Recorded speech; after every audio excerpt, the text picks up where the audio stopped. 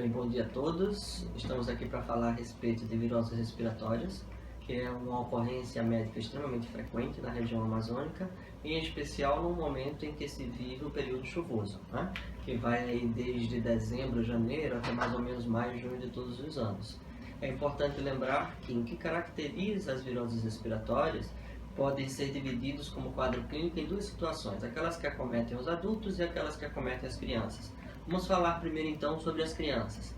As crianças em geral são extremamente afetadas por viroses respiratórias, e isso por alguns motivos que são importantes. Primeiro, o que é que leva as pessoas no momento de chuva, o que é o comum acontecer?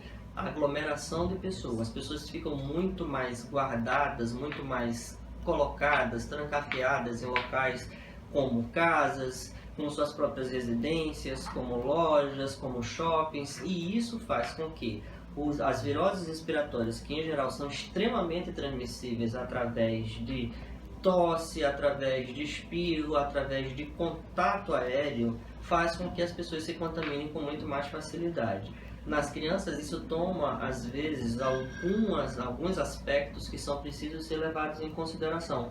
Por exemplo, pode parecer muito a infecção intestinal. Afinal de contas, a gente sabe que o nosso intestino é o nosso principal meio do sistema imunológico. Então, é muito comum as crianças apresentarem bastante diarreia, apresentarem bastante vômito, apresentarem bastante febre, para que depois comecem a surgir os sinais que são característicos do aparelho respiratório. E, portanto, a preocupação com esses seres pequenininhos, com as nossas criancinhas, tem que ser uma preocupação muito maior.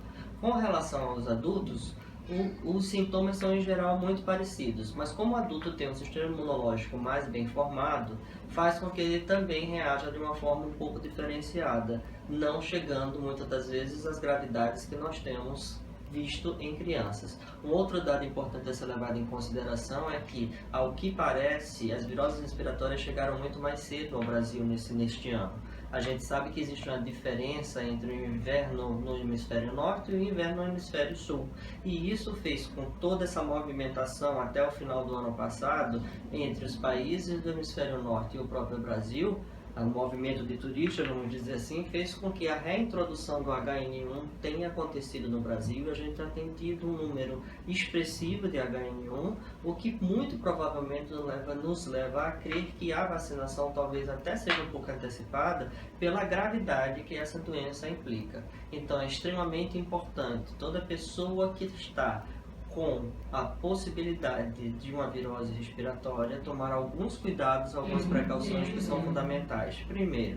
Primeiro e segundo dia não consegue melhorar, começa a apresentar sinais de gravidade, ficar mais largado, ficar com muita febre, piora expressiva do quadro respiratório, começa a ficar cansado, procurar um local onde possa ser feito um atendimento médico por alguém que tenha capacidade técnica para solucionar o problema. A outra coisa é sempre lavar as mãos, isso a gente tem sempre que lembrar, porque ele também pode ser transmitido através do que a gente chama de fômitos, que nada mais são do que objetos que podem ser tocados pelo ser humano. E a outra forma também de evitar é evitar beijar, evitar abraçar, e sempre que for possível espirrar, usar um lenço, a própria mão ou algo que impeça que estas gotículas, que essas partículas sejam espalhadas no meio ambiente. Essas são as suas indicações mais básicas e, claro, fazer o acompanhamento até a melhora final do paciente, quer seja ele uma criança, quer seja um adulto.